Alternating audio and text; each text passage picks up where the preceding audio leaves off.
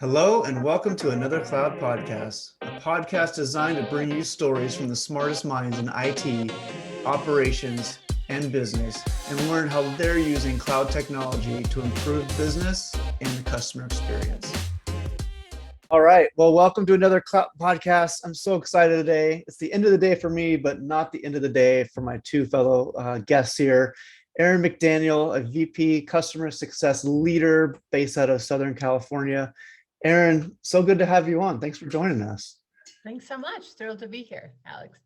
Good. I'm thrilled to have you here. And then, of course, I've got Artie, my partner in crime, co-host, co-pilot, whatever you want to call him. Good to see you, buddy. Yeah. Alex, thanks for having me on. Erin, excited for the talk today. We're going to talk a little bit about customer experience, customer support, and intrigued to hear about a lot of your experience. Awesome. So, Erin, if you could just take 3 to 5 minutes and just give the audience a background of how you got into customer success, some of the organizations you may have been with, and how that kind of your career transitioned into this customer success role. Sure.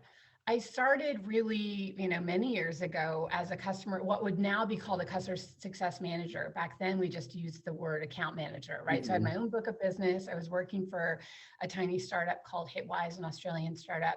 And then quickly moved up in the ranks and, it hit my targets. And so they started giving me additional team members. So that's really where I started my leadership career, and realized I loved that even more than having my own book of business. How do you, help others get to their targets? And then it was really exciting. We were, again, a startup, but we were bought by the big, juggernaut called Experian. Many people would know them as the credit service folks.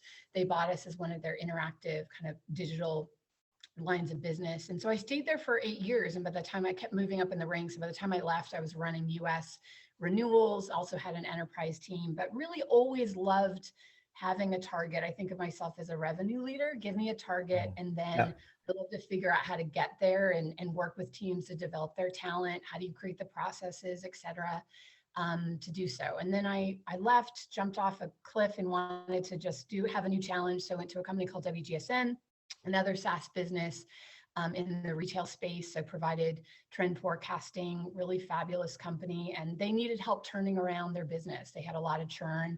And so it was a great opportunity to see if I could create something, a new process to really fix the business. And I stayed there about 6 years. And by the time I left, we had really made an inroads in terms of churn. It was 25% when I got there. They were 25% when I left.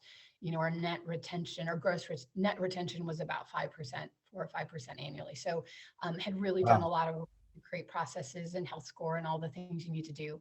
And then in the last 3 years, then honestly, I was ready for a new challenge and was nervous. I was really comfortable. I was at some big companies, had a lot of great teammates and resources and kind of everything you need, and thought, I'm worried that if I blink, I'll be here another 10 years. And I was ready to sharpen my skills. And so I just sort of jumped off a cliff again. And for the last 3-4 years, I've been at a series of Series A startups, which has been amazing. Certainly seen a lot of things, so sort of good and challenging, which has been great. So I've been in a series of either running new business or running sales for a CDP called Lexer, and then moved into a role, again, customer success at List Reports, was challenged with fixing their churn problem yet again. And then most recently was at a company called My Time. They needed help building up their customer success team. So again, the common thread is I always just love the target. Give me the revenue number and let's figure out how to make it happen. Yeah, and looking at your history, you've been in a lot of very high-level sales roles, leading sales teams, also customer support and customer success. So tell us a little bit about how those two worlds are similar. I know revenue target or reducing costs per se in the support world, or preventing churn. So talk to us a little bit about your experience in both sides of that world. Yeah, it's a question I've gotten asked several times. And the thing that to me is the common thread is, customer success, yes, the difference between a sales motion, landing new logos, is customer success. You have to be really focused on adoption and that customer journey. So that's going to be different. But the common thread is, you're looking to grow those customers, expand, cross-sell, upsell. That is essentially a sales motion from within your customer base, which you have to do a lot of the same things you do from a net new business perspective. Have to have your kind of hit list in terms of best accounts to expand. Have you segmented them? Have you created, content to let them know about these additional services? And so that part is really similar. So I think that's been the common thread for me. Yeah, it's interesting. We talked to a lot of customer success leaders, and a lot of them maybe come more from the background of service or support, but not necessarily the sales and like the revenue side. So a lot of them are struggling. It's like, how do we create revenue? How do we look at, transition the organization into more of a revenue center? And you mentioned a lot about churn when you were going through your intro, and I'm really interested to hear, just how you were able to, or some of the I guess tools from the toolbox that you use to get that churn down from 25% down to 5%, some of those mechanisms that you put in place. And Sure. You can't do it, first of all, without product. So a lot of this has to happen, feeding back to product, maybe if there's gaps, right? So if there's a large churn problem, there has to be a product problem as well. But it's often not the only problem. So the tips of the trade in terms of what has enabled me to turn around churn at the organizations I've been at, it's back to basics. It's creating and starting from scratch. What does that customer journey need to be from adoption in that first 30, 90 days? That's probably where my teams, we went from good to great. If I could say one tip would be from really zeroing in on that first 30 to 90 days. I think it's where the magic happens. If you don't get a new customer really excited and into the tool, you lose them. And by 90 days, if they're not in it and obsessing over it, it's probably almost too late. So I think people think they have a longer time. So it's, training and getting them excited about doing certain things in the product, defining what are those 3 to 5 things they really need to take action on. And then it's being able to monitor then when things go awry. So it's not only building out the process from, first quarter all the way to Q4, what needs to happen when, but it's also the alerts, the signals. So oftentimes we'll call it a health score. It's really just you're creating a process to create a signal to the business, to the CS rep that there is a problem. So to act on it before it's too late. And so that's really paramount. So those are probably the two things. And then you create upsell, cross-sell mechanisms as well. But to fix retention, it's really about starting the basics. What's that life cycle need to look like? What does a customer need to do in the product to see value? And then how can you be alerted when they aren't doing that thing and then take action, quite simply. Now, there's a lot that goes into that, but that's really simplistically what you have to do to nail it. Yeah, I want to drill in to that. That's very insightful, that customer life cycle from, sales funnel to purchasing the product or becoming a member or whatever that, major conversion is. And then first 30 days, that incubation period, sometimes if you're trying to get them to adopt a software, or sometimes you're trying to teach them or implement a new tool, that could be treacherous waters. And then from there, after that, you kind of get them out of hypercare into, business as usual, which is maybe post 30 days. For some organizations, it's post 60 days or 90 days. So there's a couple of key handoffs, sales to implementation to maybe hypercare to just ongoing support. In your experience, what are there any best practices? How do you get them from one stage to another without them saying, forget it, this is too much work, or there's too much transition, and I've talked to too many people in the organization, I really just need it to be simple? Do you have any tips, tricks, examples of what works?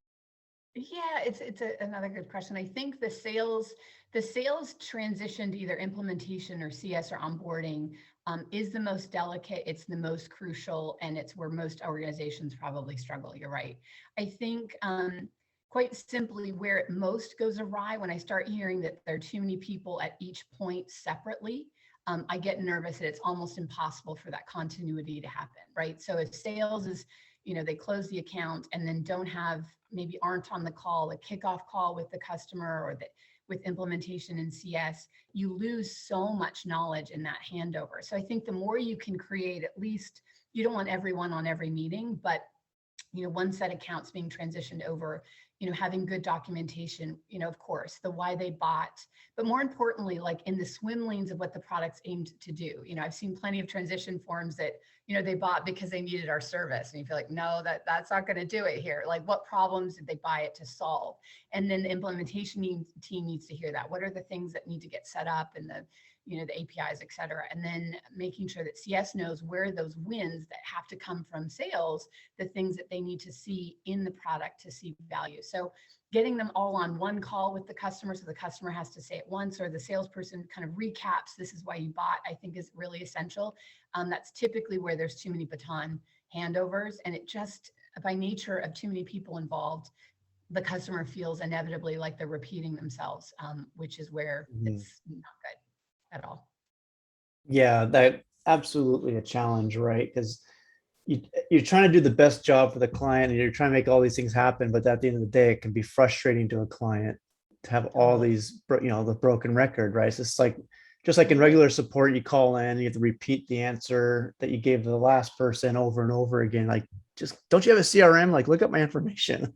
Exactly right. I told you why I bought, and then that they shouldn't have to tell it one more time. That's it. Yeah, exactly. So moving a little bit to like some of your past experience, setting up success centers or calling, the support centers or whatnot. What kind of experience have you had with offshoring or anything like that as far as setting up support centers, and what some of the challenges you face there? I did it at one startup I was at. When I joined, it was offshore. So we had a full support team handling inbound requests from customers strictly offshore. It was the first time I had handled an offshore support team. And I think in my experience, you have to ask yourself, it comes with advantages and disadvantages. Like anything, there's trade-offs, right? So if someone's considering offshore, I found it did have its challenges. You have to ask yourself first, what problem are we trying to solve? Typically, people go into it with, a cost reduction goal. So we believe we can provide great support for less money, right? That's the most common thing. And I think it's a little bit misguided when you actually look at what it's going to take to fully support a team halfway around the world. What training are you going to give them that matches or exceeds what your onshore team looks like? How often are you going to visit them to know what that experience is like working for that company, if they're an extension of your brand?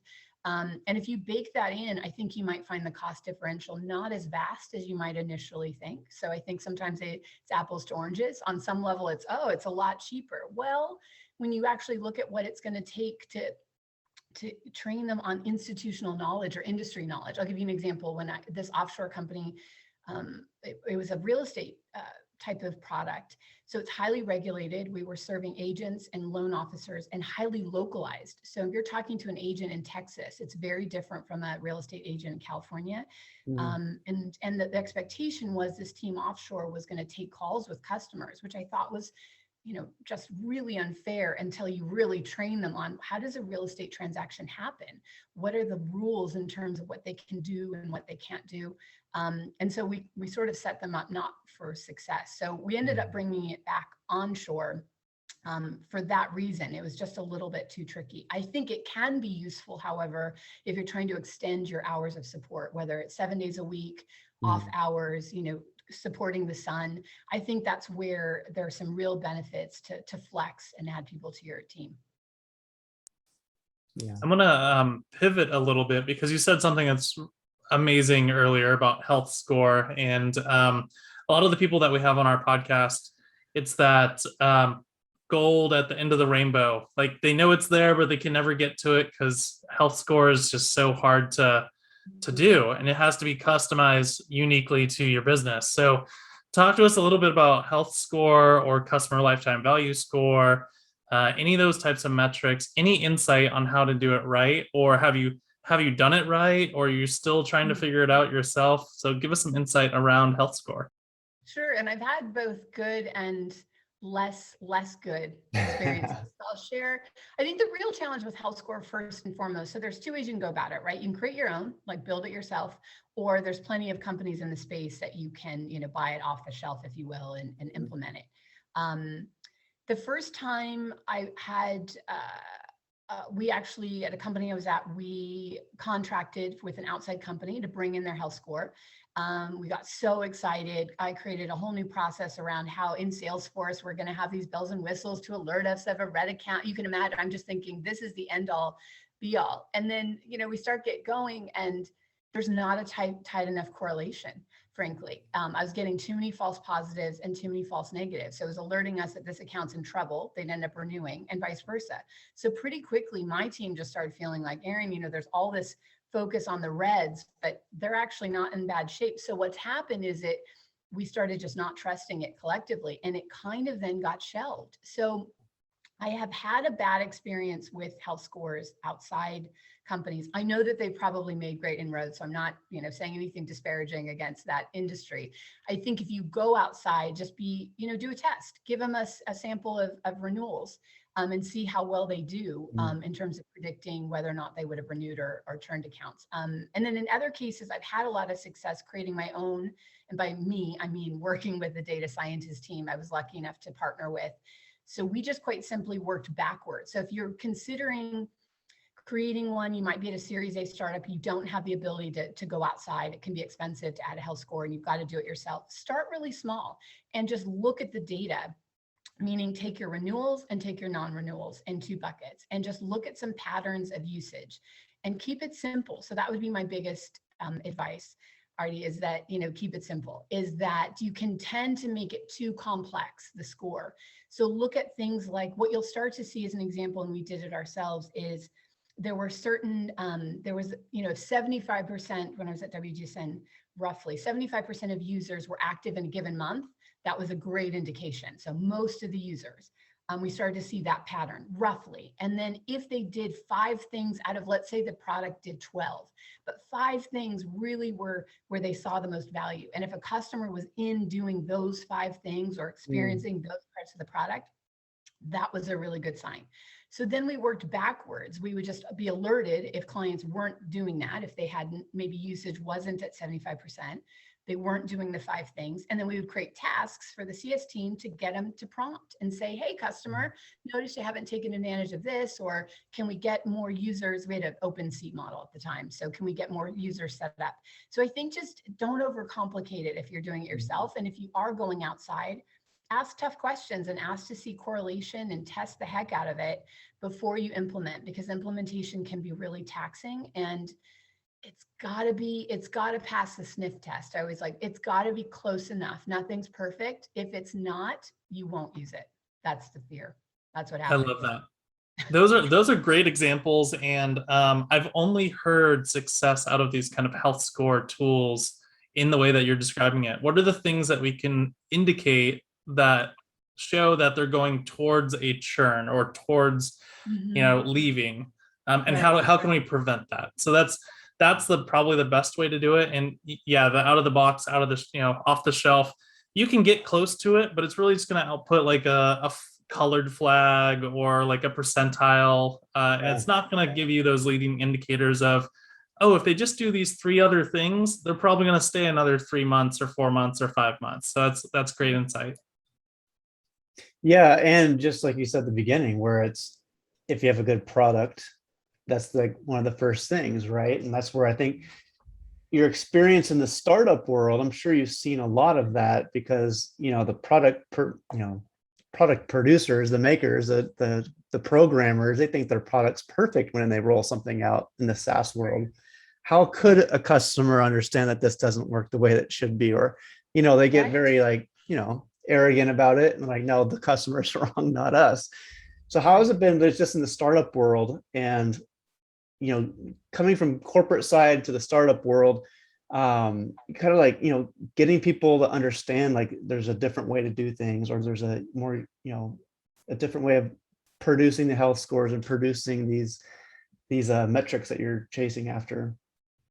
Yes, I might even say that before, probably the biggest theme, not to pivot, but I'm going to pivot slightly, and you can tell me if we need to come back to this, is that before you can start really nailing the health score, I think the ideal customer profile is probably the biggest risk a Series A startup can make by not nailing that first. So getting off course, because if you don't really obsess over who our ideal customer is and iterate on it, what'll happen is you'll start to bring bad customers in. So we'll just create loads of at-risk customers. So it's almost part and parcel, I would say, with health score.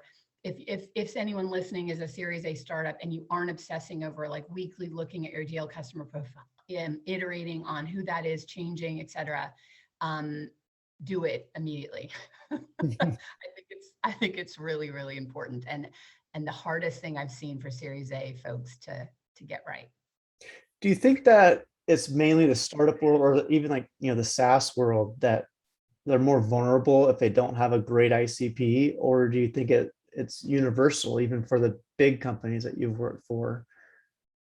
It's a good question. I think it's the former. I think the Series A, what is a harder message to get across is that, you could argue, do you have to get to 10 million ARR before you've really nailed your product market fit? I don't know. I've heard it debated. And I think sometimes folks might think, oh, we've hit 5 million in ARR, we've nailed it, we've got actual product market fit. And you might still, I would argue, not there yet in terms of nailing the ICP. I think when you're a bigger company, when I've been at huge companies where the product I was at, WGSN, we had 80% of market share. We had absolute, we knew exactly who our ideal customer profile was, and we were just iterating, and it was just about really just finding who was left kind of in the market.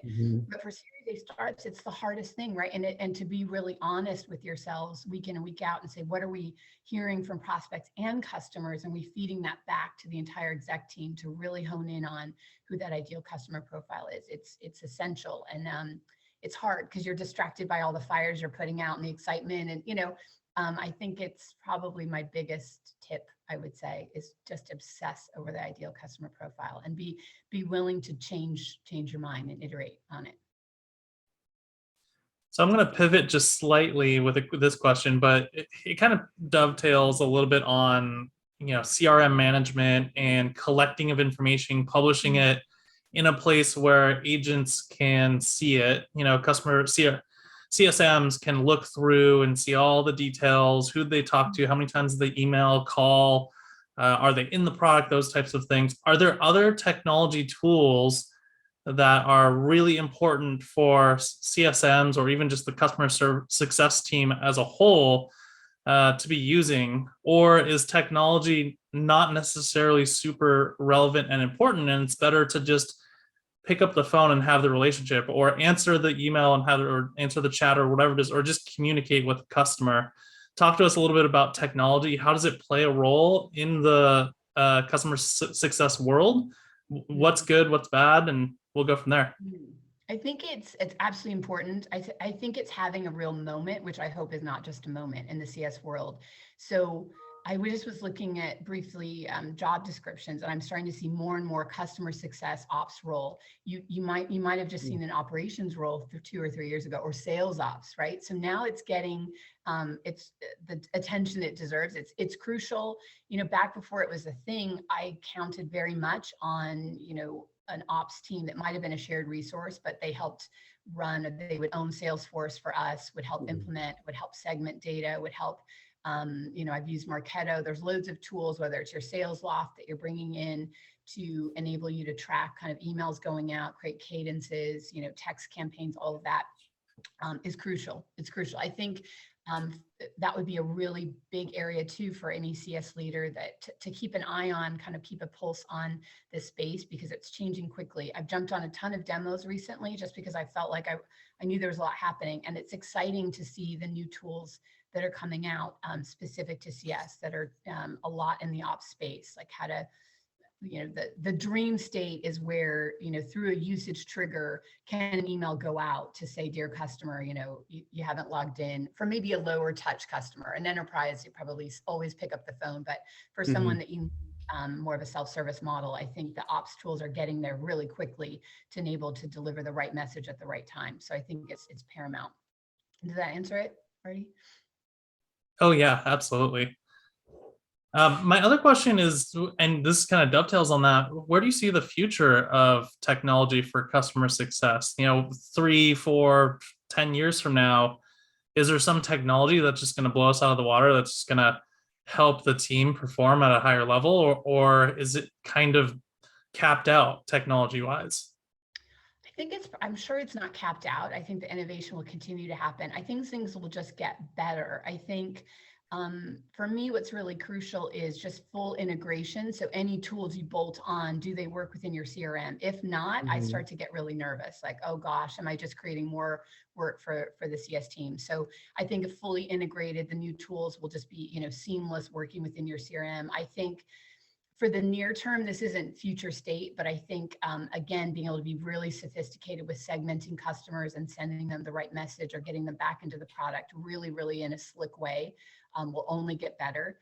I think the one area I was thinking about it, that there's room for improvement, and I haven't seen it done well, but absolutely could be wrong, is AI and chat. We've all experienced, you go to a company, I think there's a real opportunity to improve chat or to sort of, try to answer the question first and quickly with maybe it's off hours through AI. I just haven't seen it nailed. And so I think that could be an area. That said, I think there'll always be a need for humans, and there's nothing like a real human touch, but I think the tech will get there. One last thing I just thought of, that I did a demo of a tool. Speaking of Health Score, I think the future of it, it's not me saying it, is adding in what the customer actually feels. So, it was a really obvious statement. I was on this demo, and they said we incorporate kind of surveys that are sent at the right time to actually get a temperature check from the customer, and that feeds into the health score. And I thought it's so brilliant. We do all these things to guess how the customer is feeling, and this technology is called, enough said, they're backed by Gainsight, and they're really interesting, and it's got me thinking a lot. So if a customer, they'll survey maybe 20 people at a customer at a different part and get them to ask the severity of the problem being solved. Do they have a new challenge that they need help with? So immediately a task goes to the CS person, call Sally, she's struggling with something. I thought it's delivering service at the right time rather than on our time. We what's passed is this, okay, let's do a monthly check-in and a QBR. Right. I think that's going to feel more and more sort of old school, rather than they want to talk to us when they need us, and right then. So I think those are some interesting developments I'm seeing for sure. Yeah, that makes complete sense. And I like what you were saying about AI and then the segmentation. And we've had a few people on the podcast where we've talked about AI and the scariness of it, right? When we're on the internet searching, or whether it's Instagram or Facebook or whatever, how the algorithms are so smart now, and they know exactly what to feed you based off of your preferences. And so I could be on, I don't know, Yahoo News, and I would have a totally different feed than what Artie would have based off of what it's learned. And so being able to do that for your clients and your customers, I think it would be game changing to know those specific, what to feed them at the right times. And it can even go to your example of, hey, call, Sally, call the customer, he or she's upset, and using AI to know that, and that could be done in so many ways. Yeah, if they're stuck on the product, I think that to me would be the dream state. They're trying to do something, and rather than send in a ticket, what a friction point you've created, that there's that instantly to know they're spending too much time on this page, create a task to say, hey, just checking it in a non-creepy way. I mean, you have to be careful. We noticed that you were struggling on page 2. To figure out how to do that in an okay way. But I think we could get there for sure. Yeah, it's like, I noticed you hit your mouse too hard. What can we help you with? Put sensors in the keys. You're like typing like this, and people are like, they must be really upset. I don't know if you want to call them. Absolutely. Could go wrong. Yeah. Yeah, for sure. How about, I want to go a little bit into leadership. And this is what I love about the podcast, because no matter who we talk to, they're all leaders. They've led teams. They have mentors. They're mentors for others. Talk a little bit about just your role and what you've seen as far as, and what you've learned just in being a leader over the years and leading teams, and how to motivate and get people to be the champion for the company and get things done. I've thought about this because I can almost put it in different chapters. When I first was at Experian, I think I became a manager of people. I wasn't quite a leader yet. And the difference is I was able to manage the day-to-day, you know, getting updates on renewals and checking off the boxes in terms of like running the organization. But I think the difference is, and I got there, I think, and it's something I'm still always working on at WGSN, is you have to then, to become a leader, how do you get them excited about and inspire, right? And to do that, I find that you really have to make sure you're working on a few key things all the time. Those being, you know, do they know where we're going and why? What are we trying to achieve here? You know, how are we going to get there?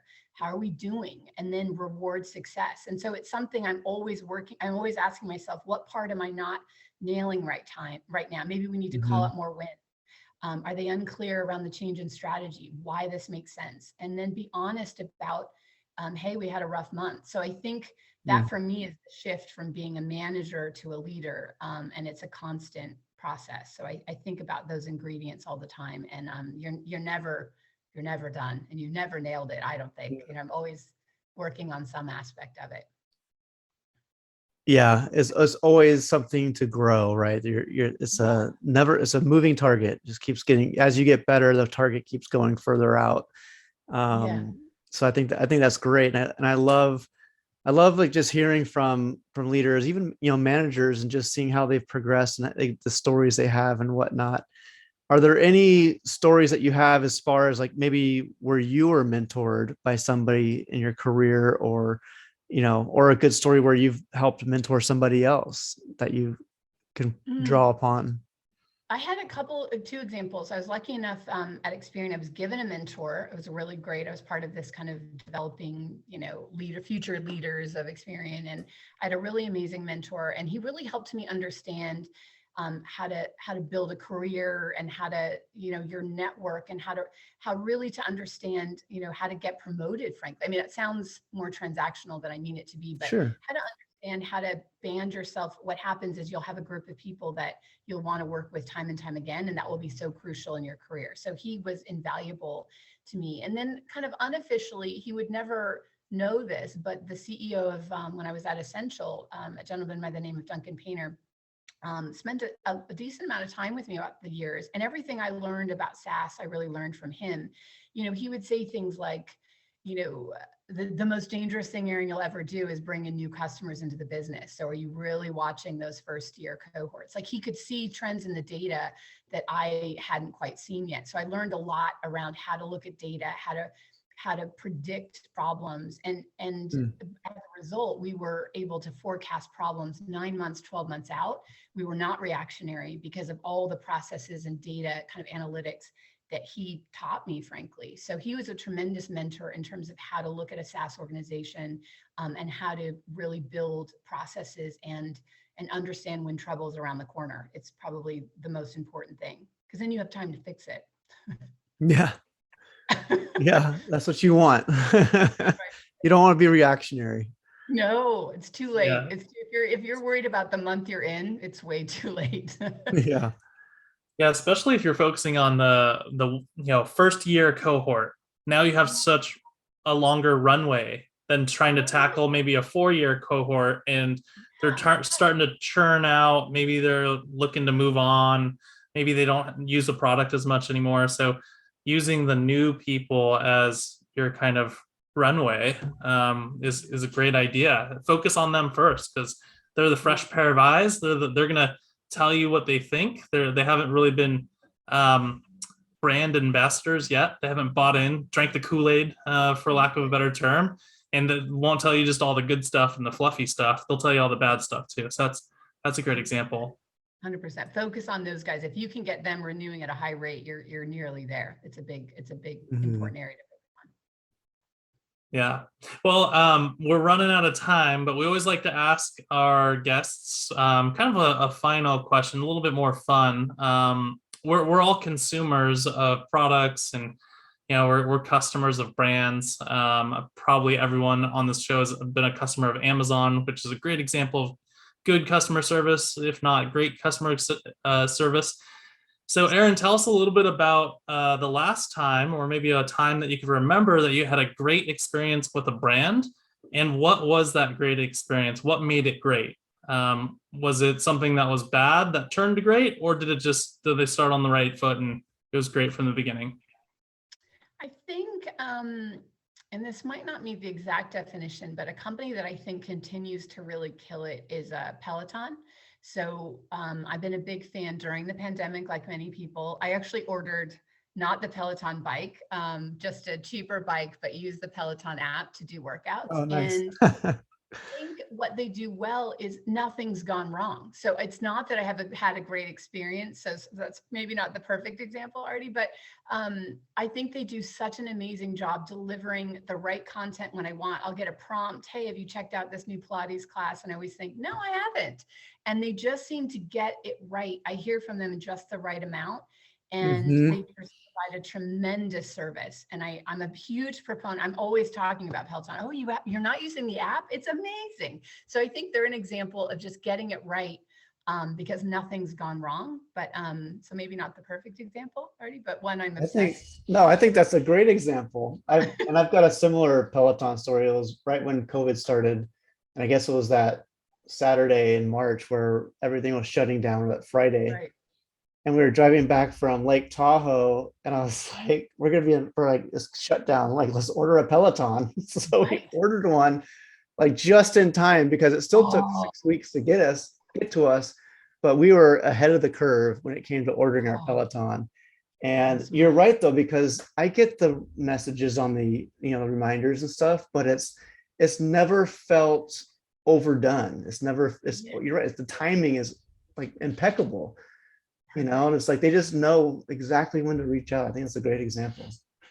Yeah, I read an article about Peloton. I think it was about 6 months ago, and it was about their competitors. And of course, they have direct competitors like the Hydro, which is like the rowing one with the, like your rowing machine that has the screen, has all the other things. But the competitors to Peloton are normally Hulu, Netflix, and all of these entertainment type businesses, cloud-based, app-based entertainment businesses. And one of the reasons why that is because Peloton is designed to capture your attention and keep your interest, where they could, market to you, but also upsell, cross-sell, and keep you as a member, not only to the app, but also if you own the bike as well too. So I just thought that was really interesting that something that's a physical piece of hardware, that's a workout machine or equipment, their biggest competitor is,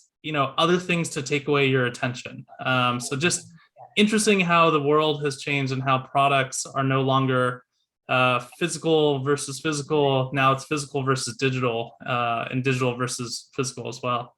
That's a great example. I think I've heard the CEO of Netflix say once, our biggest competitor is sleep, and it stayed with me. I thought that's powerful. That's great. Yeah, that is. I don't think TikTok has that problem. I think people are on that thing way too much.